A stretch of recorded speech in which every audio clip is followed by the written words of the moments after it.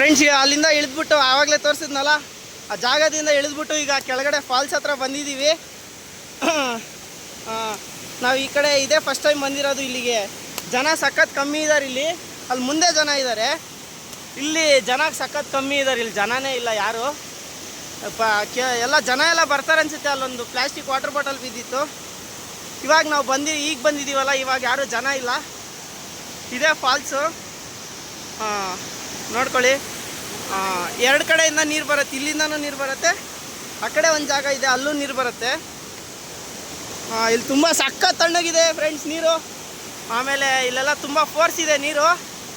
ಆ ಕಡೆ ಏನಾದರೂ ಅಲ್ಲೇನಾದರೂ ಹೋಗೋದಿದ್ರೆ ನೋಡ್ಕೊಂಡು ಹುಷಾರಾಗಿ ದಾಟಿ ಜಾರ್ಬಿಡ್ತೀವಿ.